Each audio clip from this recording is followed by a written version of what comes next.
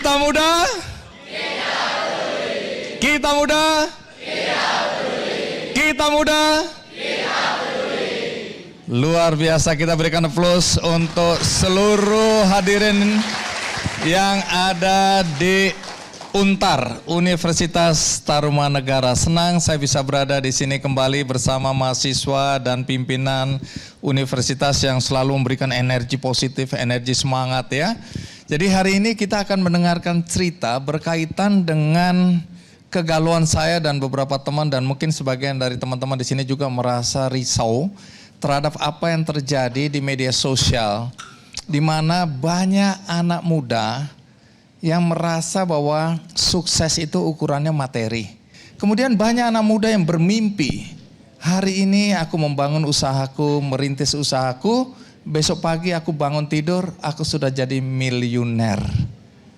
Dan banyak yang kemudian terpaksa healing karena tidak terjadi. Ya.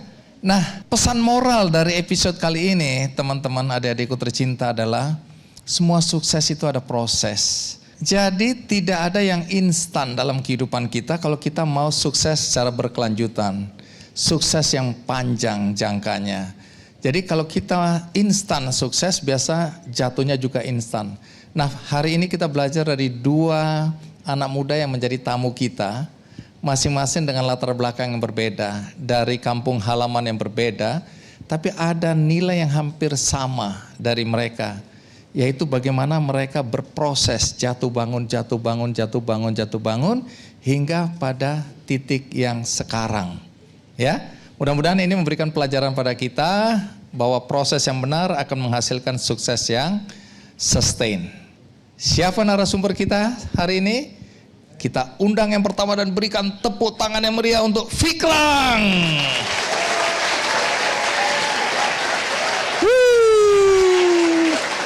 Fikram, apa kabar? Kamu boleh hai-hai di sana. Halo, Assalamualaikum. Hai. Baik, Fikram, kamu berasal dari mana? Saya dari Baru, Sulawesi Selatan, 3 jam dari Makassar. Pendidikan formalmu apa? Pendidikan formal ya 1 perikanan, Unhas.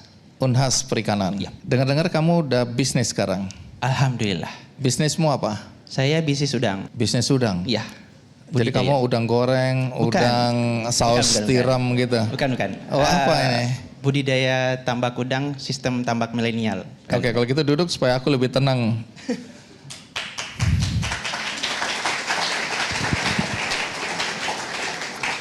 Baik, jadi perusahaanmu namanya apa? PT Kreatif Laut Indonesia.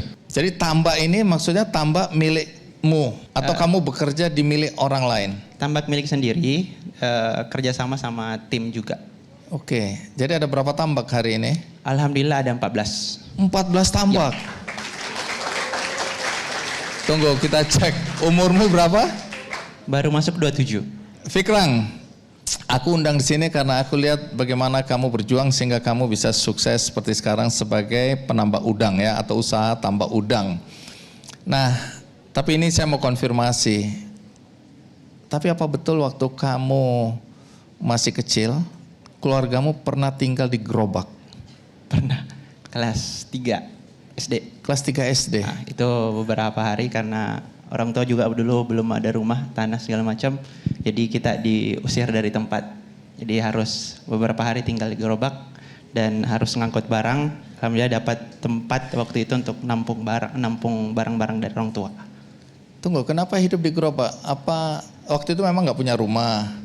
Rumah yang ditempatin itu diusir, jadi harus pindah. Orang tuamu dan kamu diusir oleh yang punya rumah? Ya, yang punya tanah. Rumah itu udah dicicil dari beberapa tahun sebelumnya, jadi nggak bisa dipindahin. Jadi lama di gerobaknya pindahin segala macam. Jadi yang punya tanah yang ngusir kalian? Ya. Nggak mungkin dibawa itu rumah? Ya, beberapa hari kemudian baru ngajak warga untuk gotong royong buat pindahin. Jadi beberapa hari itu setiap malam kita angkut barang, dia tidurnya di gerobak. Berapa orang hidup di dalam gerobak hari itu? Saya 3 orang dengan bapak sama mama. Kamu anak satu-satunya? Enggak, ada kakak. Cuman kakak dulu itu tinggal sama nenek. Tapi orang tua memang punya prinsip kalau anak laki-lakinya harus ikut sama dia. Oke, jadi kalau bicara gerobak itu artinya gerobak yang kita kenal, gerobak yang ditarik itu. Bentuk kotak gitu. Dan kamu ada di situ bersama orang tuamu, tinggal malam hari di situ. Iya, karena itu hari perlu mobilisasi barang juga, jadi ya tidurnya di situ juga. Pikrang. Jadi kalau bicara bisnis tambak, itu kamu mulai dari umur berapa? Kalau budidaya udang waktu itu SMP kelas 2. Waktu itu ada tambak tradisional milik ayah yang disewa juga. Oh, jadi ayahmu ini pekerjaannya Pekerjaannya nyewa lahan untuk tambak tradisional di situ. udang juga? Udang juga. Baik, terus? Terus di SMP itu saya mulai budidaya karena notabene saya sudah punya mimpi untuk kuliah waktu itu SD, kelas 4. Kelas 4 SD udah mau kuliah karena lihat nih waktu itu ada lagi di angkutan umum nih, lewat depannya Universitas Hasanuddin. Saya tanya sama ibu, "Mak, itu kok banyak mobil masuk ke sana?" Dia bilang, orang tua kok, mama waktu itu bilang, "Itu tempatnya orang pintar." Saya bilang, "Saya nanti di dalam sana." Orang tua bilang, "Amin, cuman ya disambungin gak punya duit." Harus realistis ya. Iya, gitu. Jadi mulai dari situ pulang kampung dapat cari duit lah gitu. Tapi sekolah tetap harus jalan. Pesan orang tua, ya pendidikan nomor 1. Mulai gembala sapi, terus tambak udang juga di SMP untuk cari penghasilan tambahan untuk bekal kuliah nantinya. Oke, itu yang aku mau tanyakan. Dari keluarga yang relatif kalau menurut aku nih, maaf ya, miskin.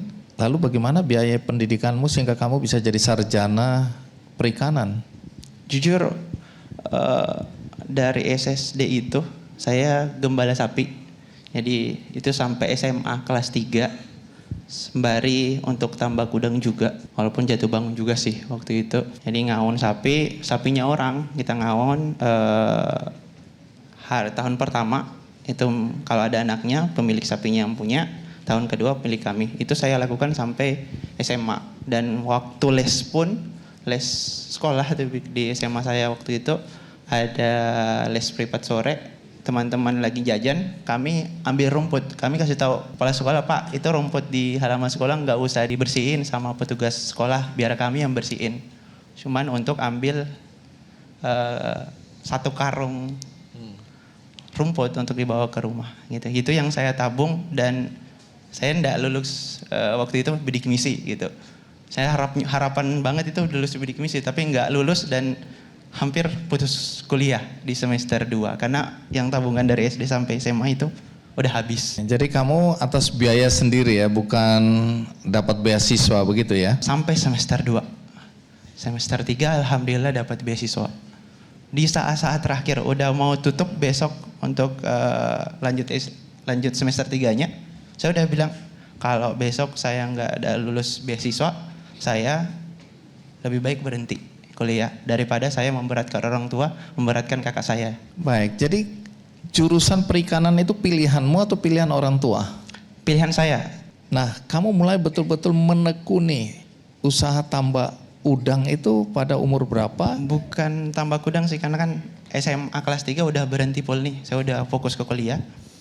Jadi 2018 saya udah mau metain nih.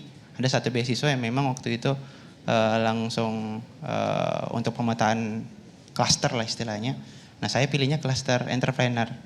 Nah dari situ bisnis saya awalnya tuh bukan tambak udang. Oke, apa bisnisnya?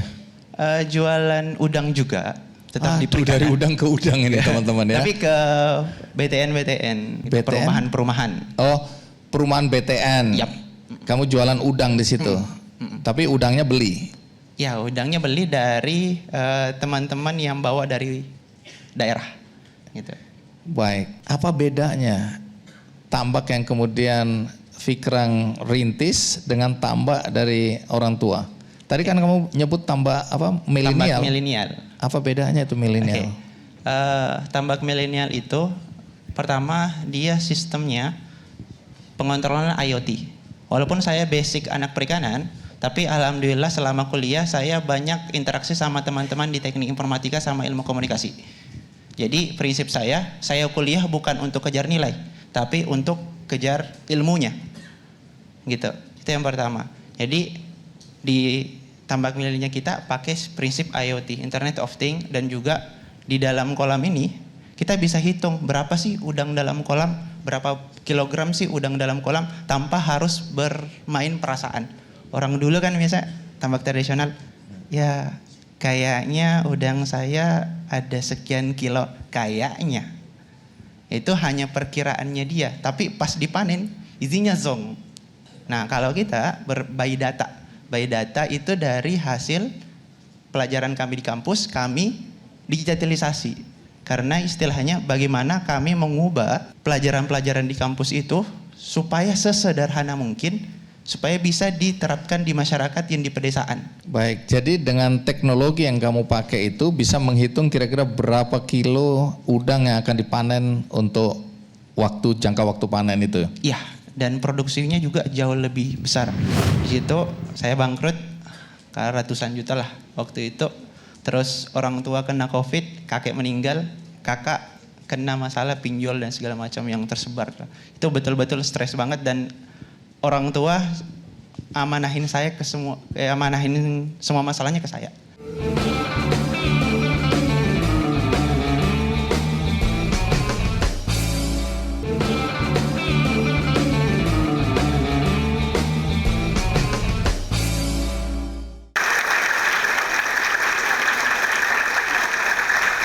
Baik, kan ada perjuangan. Karena aku dengar cerita kamu gagal juga berkali-kali. Ya, betul. Kapan persis yang kamu gagal?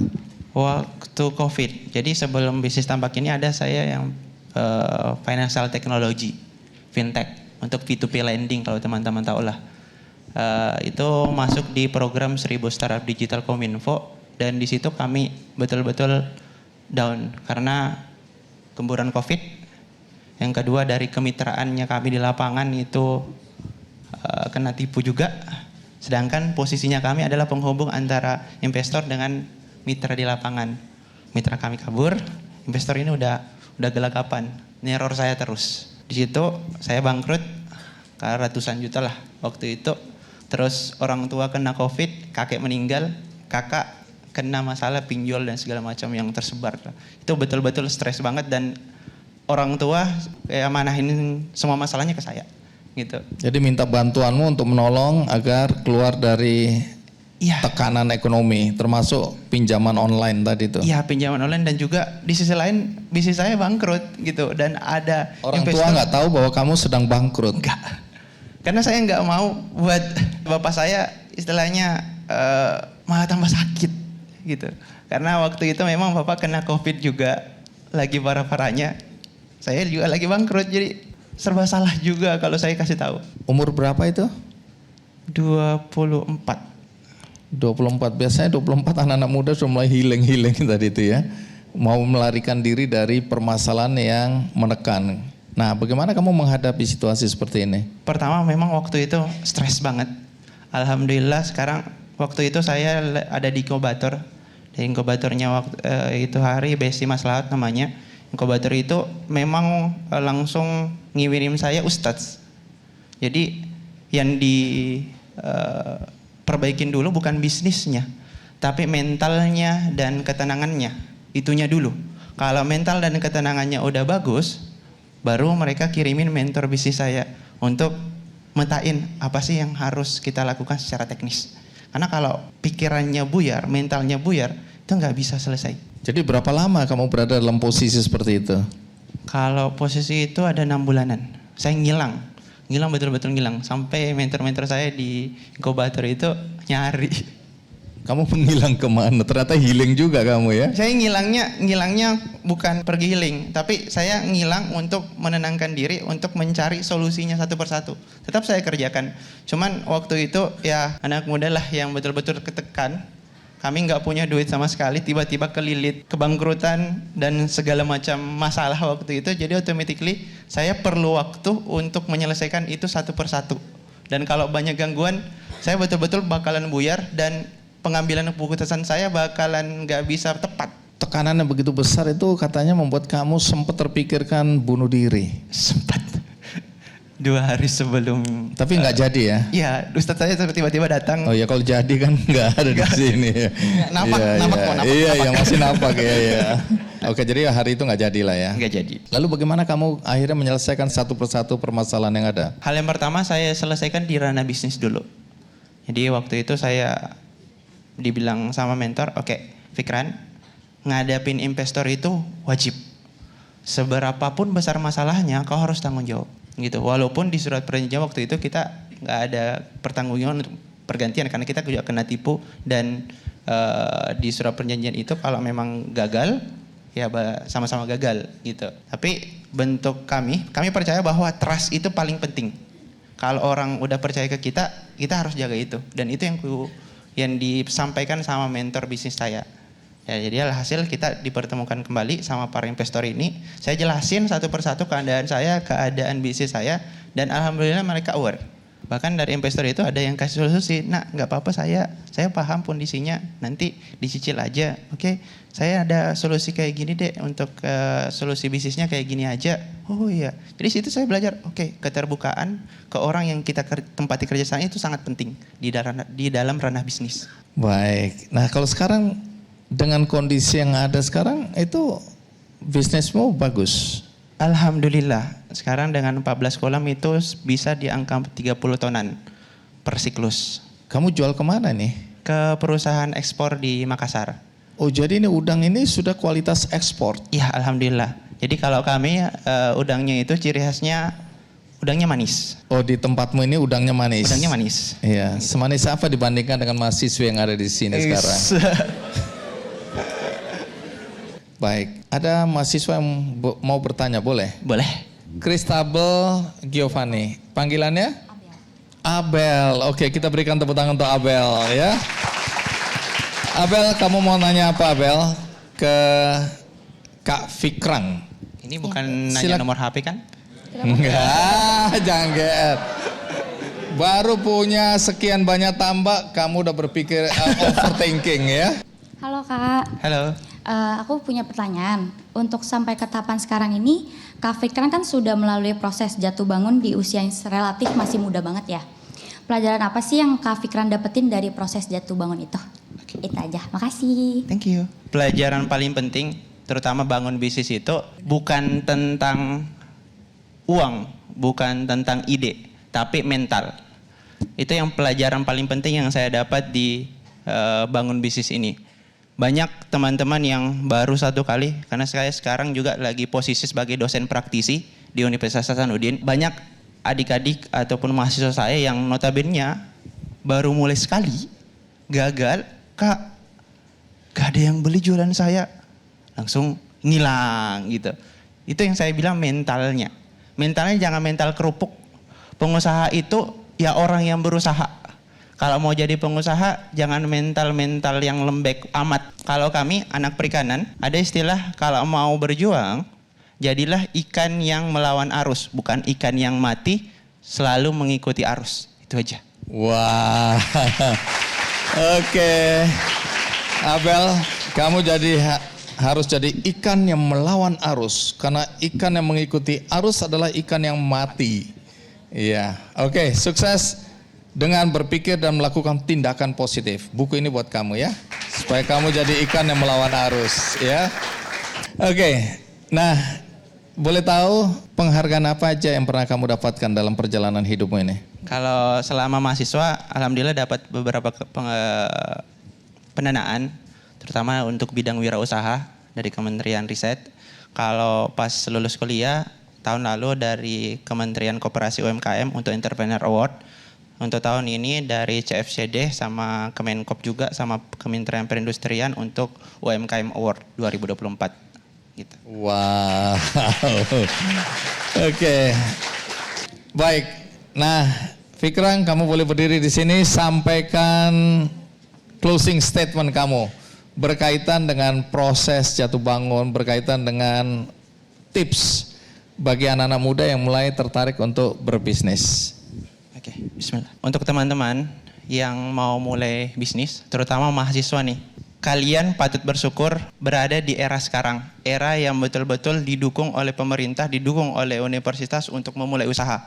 Waktu masih kuliah harus menyisihkan, harus bolos dari bangku perkuliahan untuk melanjutkan bisnis saya. Tapi teman-teman, ada program dari kampus yang memberikan 1 semester kepada kalian untuk lanjutkan itu.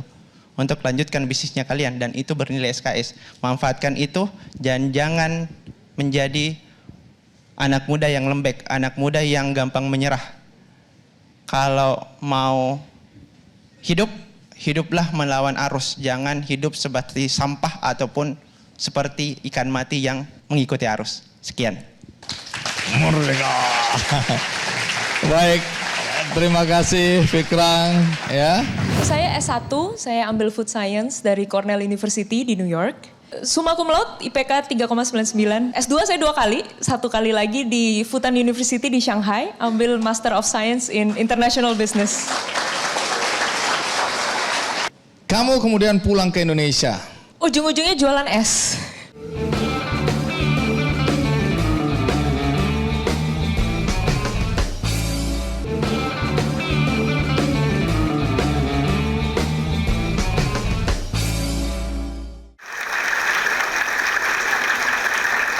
Baik teman-teman, berikut ini cerita yang tidak kalah menarik berkaitan dengan anak muda yang sudah sekolah jauh-jauh, sekolah tinggi-tinggi, pulang-pulangnya memilih bisnis yang mungkin sebagian dari kita nggak percaya. Kok mau ya, kok begitu ya?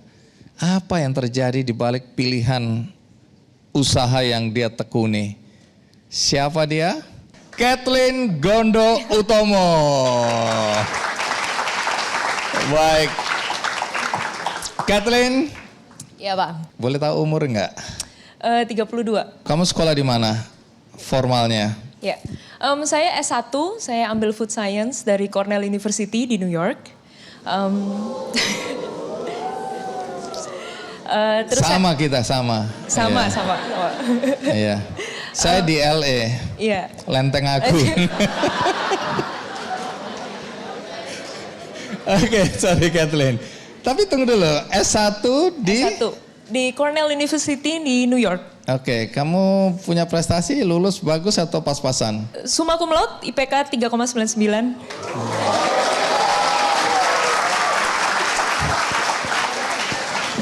Sampai di situ masih sama kita. Iya. Saya 299 tapi. Oke, S1, S2 katanya lanjut kuliah ya? Iya, jadi setelah S1 sempat kerja sebentar di pabrik keju, terus saya S2 di London Business School ambil Master Management Business. S2 saya 2 kali, 1 kali lagi di Fudan University di Shanghai, ambil Master of Science in International Business.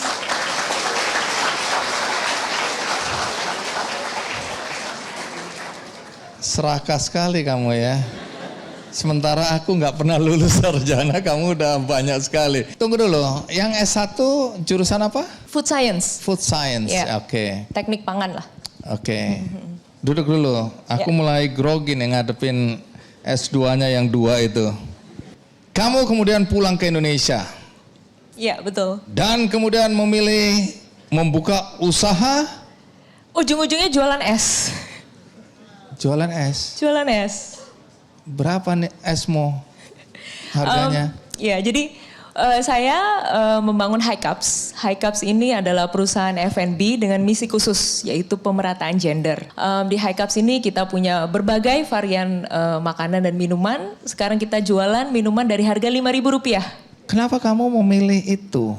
Sebenarnya High Cups itu lahir karena saya gemes gitu, saya frustasi gitu dengan kenyataan bahwa perempuan di Indonesia itu tidak diberi kesempatan yang sama dengan laki-laki. Itu kenapa Jangan saya lihat bangun High aku, Cups. siapa laki-laki di sini? Awas kalian ya, kasih kesempatan dong yang sama.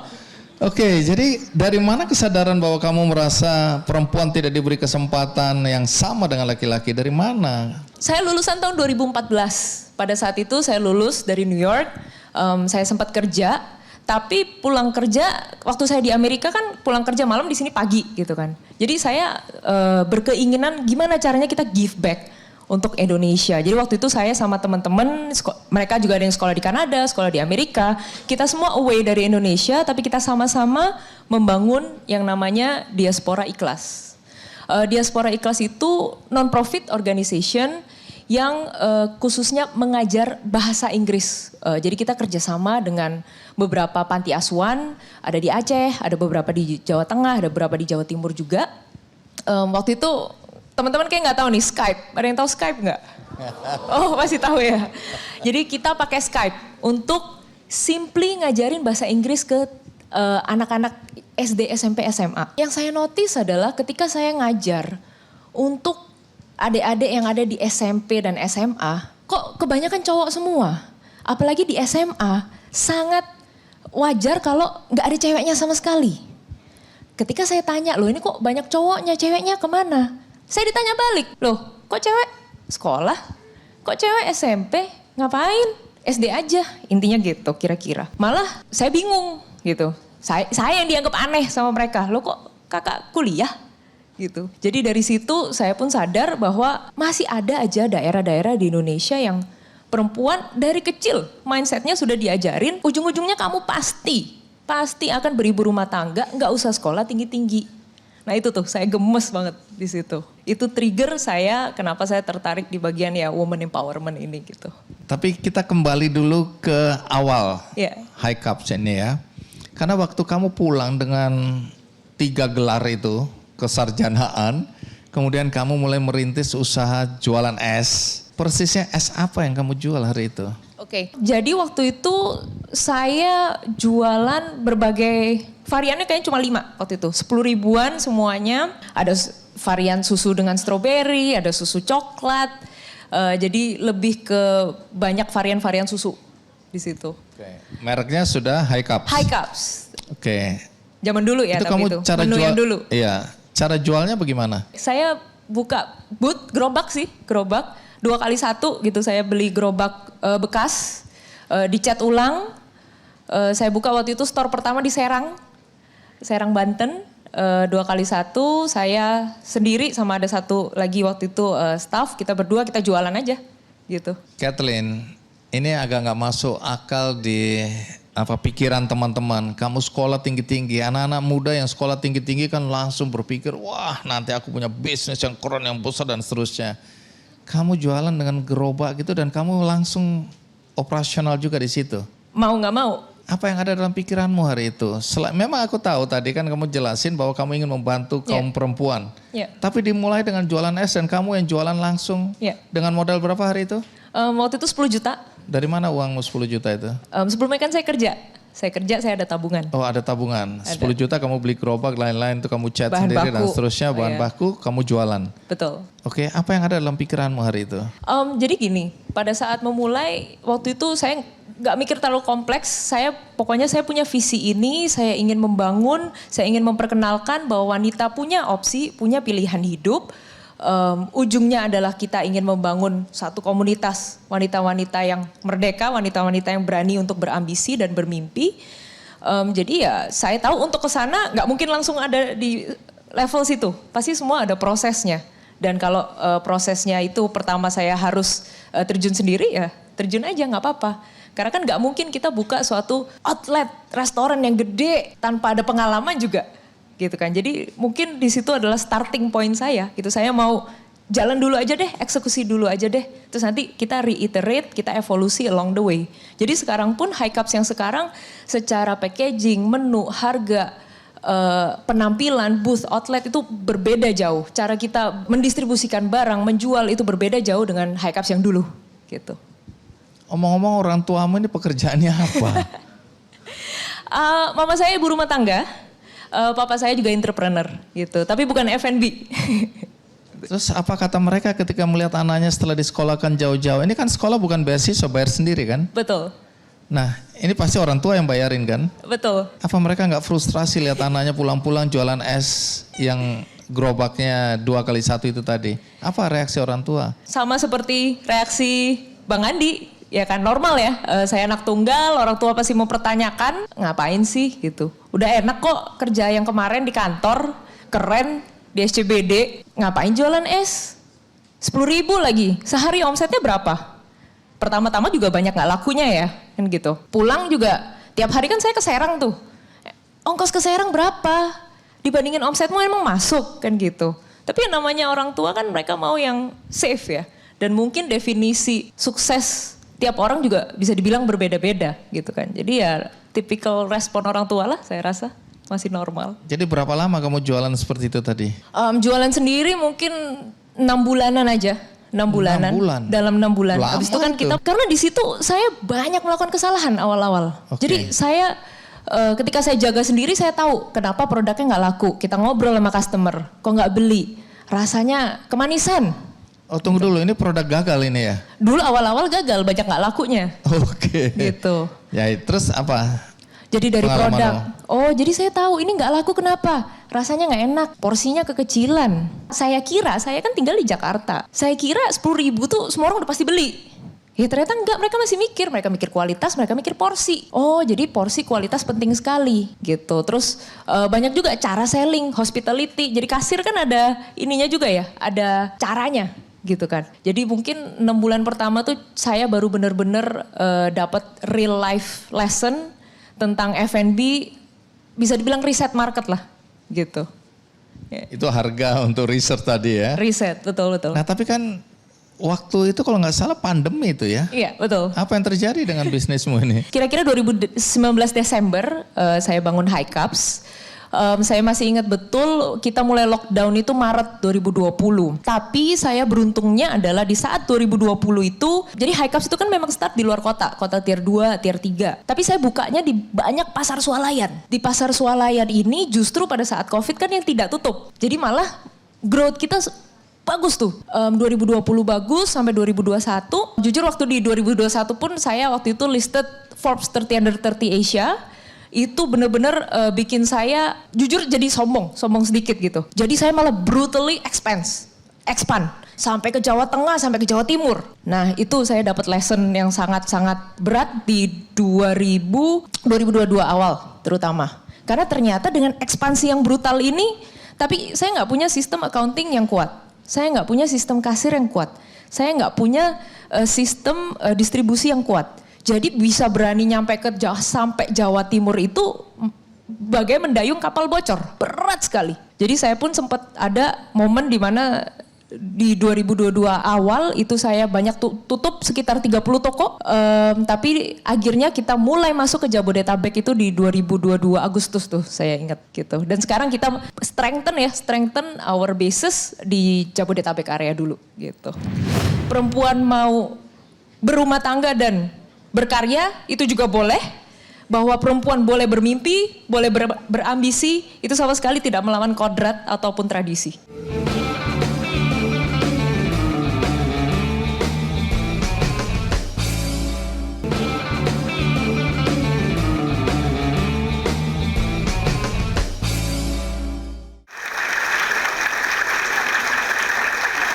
Sebagian orang kalau gagal seperti itu kan berhenti ya. Apa yang membuat Kathleen maju terus? Apa itu? Jujur waktu itu, waktu sempet udah banyak tutup toko, waktu itu saya ngobrol sama suami saya. Steven, ini saya banyak tutup toko, saya banyak mengecewakan orang. Duit tinggal 6 bulan lagi, bangkrut abis gitu. Gimana ini? Saya jadi inget kembali gitu. Kenapa saya start High Cups? Saya start High Cups dengan visi tertentu. Kembali lagi ke perempuan-perempuan yang memang saya berkomitmen pada diri saya, ayo kita sama-sama maju. Jadi saya ngobrol sama tim saya, saya ngobrol sama tim saya yang udah dari awal, dari 2019 jatuh bangun nama saya, dari ngobrol sama tim itu makes me feel better sih. Jadi saya jadi ingat lagi visi saya, jadi saya bilang ini last fight, kita harus last fight. 6 bulan lagi bangkrut, ayo kita kumpulin, jadi 30 toko, barang-barangnya saya tutup, saya tarik, saya loakin semua, saya kumpulin dana, saya buka toko di Jabodetabek. Dirangkas waktu itu. Jadi saya buka toko di Jabodetabek dan ternyata malah bagus, malah sukses, makanya sekarang kita lagi banyak ekspansi pun lagi di Jabodetabek. Gitu sih kira-kira. Baik, kalau sekarang variannya ada berapa? Masih tetap di jualan produk es ini tadi ya? Masih tetap, tapi sekarang kita menjual berbagai varian teh, kopi, dan kita ada pastry juga sekarang. Oh oke, sudah berkembang seperti itu. Iya. Baik, jadi High Cups ini sudah ada di berapa kota tadi? Kita di Jabodetabek, Jakarta, Bogor, oke, Banten. di berapa gitu. outlet? Sekarang kita di 30 outlet. Berapa perempuan yang berdaya di situ? 150 perempuan. Wah. Oke, nah di sini ada cerita sedikit mengenai Profesor Dr. Aryawan Gunadi SHMH, Ketua Yayasan Tarumanegara. Ini juga menarik kisahnya ya, perjuangan disiplin ya, tentang bagaimana menghargai proses. Nah, boleh berdiri Prof. Aryawan, kita berikan aplaus yang meriah. Oke, Prof. Aryawan, cerita sedikit bagaimana Anda bisa sampai posisi sekarang? Karena ketua yayasan itu menaungi sejumlah lembaga-lembaga di bawah yayasan ya Tarumanegara. Kemudian Anda juga bisa mendapat gelar Profesor Doktor SH dan MH. Kemudian Anda juga lahir bukan dari orang yang kaya-kaya amat ya. Nah, soal proses mencapai tahapan seperti sekarang, bagaimana Anda menjelaskan itu? Iya, terima kasih Bang Andi yang sudah hadir di Kick Andy Goes to Campus di Tarumanegara. Jadi memang tadi seperti yang Kathleen sampaikan, hidup itu apa sih yang menjadi essence? Yang menjadi essence itu kan bagaimana kita bisa berimpact kepada orang banyak. Jadi sama seperti Kathleen, kalau ditanya misalnya historical sejak dulunya, apa yang saya set itu ada 4 Pak. So if we want to achieve our lives, pertama memang dari kecil kita harus punya mimpi. Jadi set goals-nya itu sudah dari awal tuh sudah harus ada. Minimal saya selalu sampaikan kalau mimpi kita itu nggak bisa tercapai, paling tidak mimpi sampai ke langit, paling nggak 1-2 di bawah langit itu kita masih bisa achieve. Kedua adalah kita harus set roadmap-nya. Jadi peta jalan untuk kita menuju achieve mimpi kita itu. Nah, yang ketiga adalah network. Jadi dari sejak sedini mungkin kan di sini banyak teman-teman mahasiswa ya. Jadi network diperluas sehingga jejaring itu kita kumpulkan. Sama seperti yang Bang Andi atau Kathleen lakukan. Nah, yang keempat adalah passion. Misalnya passionnya di bidang entrepreneurship ya sudah ditekuni.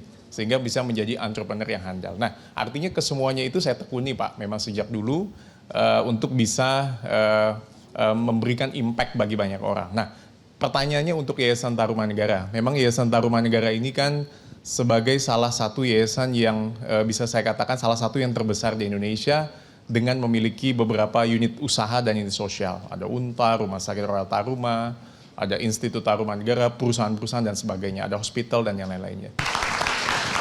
Menarik ya. Dan Prof. Aryawan ini termasuk profesor termuda di Indonesia ya. Pernah mendapatkan penghargaan MURI di usia 38 tahun. Jadi ini pencapaian yang luar biasa juga. Tapi kita kembali ke urusan kewirausahaan. Di dunia entrepreneurship, apakah ada perhatian khusus Tarumanegara untuk mendorong anak-anak terjun ke dunia usaha untuk menjadi wirausaha? Iya, jadi Yayasan Tarumanegara itu kan lahir dari tahun 59 itu salah satunya banyak entrepreneur yang mendirikan Pak. Bahkan dulu ketua Yayasan Tarumanegara sebelum saya ada nama-nama seperti Pak PK Oyong, pendiri Kompas Gramedia, ada Ciputra, Pak Ciputra pernah menjadi chairman juga, ketua juga di kita. Nah, darah entrepreneur itu sudah mengalir sejak pendiri mendirikan yayasan-yayasan ini. Yang kedua adalah kita punya values Pak, atau kita punya nilai, yaitu yang namanya IPE, Integrity, Professionalism, dan Entrepreneurship. Nah, itu yang menjadi pegangan dasar backbone kita untuk bisa mendrive unit-unit yang ada di bawah kita untuk mendorong entrepreneurship yang ada di lingkungan mereka, di unit-unit masing-masing. Ketiga adalah salah satu unit itu ada yang namanya Tarumanegara Enterprise Pak. Jadi Tarumanegara Enterprise kita banyak kerjasama dengan NUS Enterprise, banyak kerjasama dengan kampus-kampus yang ada di China, kolaborasi dengan industri.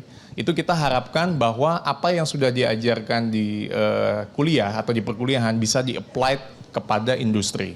Seperti mereka kan kemarin lagi mengadakan CEO Bootcamp. Bagaimana ideas yang mereka dapat bisa diimplement dengan membuat produk-produk tadi seperti yang Kathleen sampaikan. Misalnya mereka tertarik di bidang IT, digital, atau di bidang F&B, semua itu di-apply. Nah, mata kuliah yang ada itu memang terjabar. Seperti di hukum ada legal partnership, mungkin di ekonomi dan bisnis ada di bidang mata kuliah kewirausahaan. Tapi kan memang nggak cukup sampai situ. Makanya kita buat yang namanya Tarumanegara Enterprise untuk inkubator bisnis, juga untuk menghimpun expert-expert yang ada di lingkungan kita untuk mendirikan unit-unit usaha dan unit-unit yang ada di bawah kita. Baik, terima kasih. Kita berikan aplaus untuk Profesor Aryawan ya. Jadi kita bisa tahu kita berada di tempat yang tepat ya. Bagaimana kampus ini juga mendorong anak-anak untuk berwirausaha. Baik, Kathleen, sebelum kita berpisah, sesuatu perlu kamu sampaikan kepada anak-anak muda di sini. Apa aja yang kamu pikir menarik atau penting untuk disampaikan berkaitan dengan apa yang kamu ceritakan tadi? Oke. Silakan berdiri di sini. Iya, ini saya nge-quote sedikit ya dari Mbak Najwa Shihab gitu. Dia tuh punya sebutan namanya perempuan merdeka. Dan saya rasa ini adalah sangat relevan untuk kita sekarang ini, terutama yang perempuan-perempuan yang di sini. Kita tinggal di Jakarta, otomatis kan kita melek tentang isu-isu feminisme. Kita semua juga sekolah tinggi, artinya kita ada kesempatan gitu. Dan sebagai perempuan merdeka, mari kita sama-sama menggandeng perempuan-perempuan lainnya, bukan saling menjatuhkan tapi mendorong mereka, memberitahu mereka bahwa perempuan itu berhak, perempuan itu layak untuk mau jadi ibu rumah tangga, mau berkarya, atau mau semua gitu. Jadi maksud saya perempuan mau berumah tangga dan berkarya itu juga boleh. Bahwa perempuan boleh bermimpi, boleh berambisi, itu sama sekali tidak melawan kodrat ataupun tradisi. Terima kasih. Setuju. Ya. Aku dari dulu sangat setuju. Kalau kita melakukan pemberdayaan pada perempuan, kalau mereka akhirnya berhasil ya, sejahtera, yang dipikirkan pertama anak-anak dan keluarga. Ya. Jadi kalau mau bantu, bantulah perempuan. Oke, setuju. Terima kasih Kathleen, sukses ya. Baik teman-teman, untuk memberikan inspirasi kepada teman-teman tentang perbuatan baik, hari ini juga saya mengundang pimpinan atau presidir dari Darya Varia, yaitu Dr. Martin Wibawa Klur. Baik, terima kasih Dr. Martin. Apa kabar Bang? Iya, terima kasih. Silakan sini. Selamat sore semua. Dan Ibu Grini untuk hadir di depan sini ya. Teman-teman, sekali lagi, ini cerita tentang kolaborasi kebaikan. Jadi kita bekerja untuk berbuat baik, itu tidak bisa sendirian. Kita harus bergandengan tangan. Dan inilah yang dilakukan oleh Darya Varia, menggandeng benihbaik.com. Kalau boleh tahu, apa program yang sedang dijalankan oleh Darya Varia bekerja sama dengan benihbaik.com? Iya, terima kasih Bang Andi. Jadi seperti yang tadi disampaikan, kami dari Darya Varia sebagai salah satu perusahaan farmasi yang menyediakan solusi kesehatan, bekerja sama dengan benihbaik.com, kita meluncurkan program-program untuk pencegahan stunting. Dan program itu sudah berjalan dari tahun 2021, ini sudah tahun keempatnya kami berjalan dengan benihbaik.com, dengan fokus terutama mencegah, mengintervensi stunting di khususnya desa Cibatok, Kabupaten Bogor, Jawa Barat. Tahun ini kami mengusung tema Generasi Sehat Komunitas Berdaya, di mana kami juga mulai melebarkan lagi juga program tersebut ke desa sekitarnya. Baik, kenapa Darya Varia punya perhatian khusus pada stunting? Iya, stunting ini menjadi fokus utama kami di Darya Varia karena memang Indonesia kita ini merupakan saat ini sedang menghadapi tantangan dalam hal ini, stunting. Dan ini juga sudah menjadi fokus dari pemerintah. Oleh karena itu makanya Darya Varia bekerja sama dengan benihbaik.com, kita fokus untuk membangun, mencegah stunting ini sehingga tidak terjadi lost generation dan memiliki generasi yang memiliki intelektual tinggi. Baik, iya luar biasa. Dan tentu saja Teman-teman ingin tahu apa yang dilakukan oleh Benih Baik dalam kolaborasi ini? Tentunya Benih Baik itu memastikan program dari Daria Varia berjalan dengan tepat sasaran dan juga efektif. Kemudian kita juga memastikan bahwa benar-benar semuanya tersalurkan dengan baik dan angka penurunan stunting memang dicapai kurang dari 70% dari yang sudah dilakukan. Baik, kita berikan aplaus dan seremonial pemberian bantuan untuk masyarakat di Cibatok dari 2021 sampai tahun ini masih berjalan. Ya, kita harapkan akan terus berjalan lagi untuk semakin banyak orang mendapatkan manfaat dari kerjasama ini ya. Baik, serah terima diberikan. Ada foto sudah, kamera sudah. Baik, sekali lagi terima kasih Dr. Martin ya. Terima kasih juga Mbak Grini. Baik. Dan bagi Anda tadi yang tidak menyaksikan episode ini dari awal, Anda tidak perlu kecewa karena Anda bisa menonton tayangan ulangnya di metrotvnews.com. Juga ada cuplikannya di channel YouTube Kick Andy Show.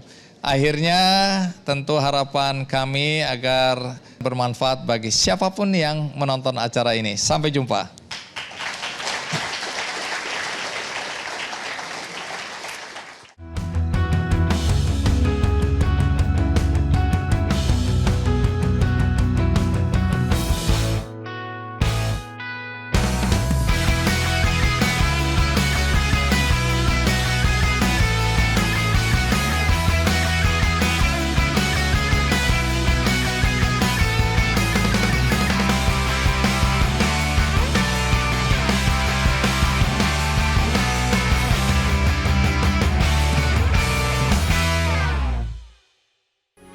Metro TV.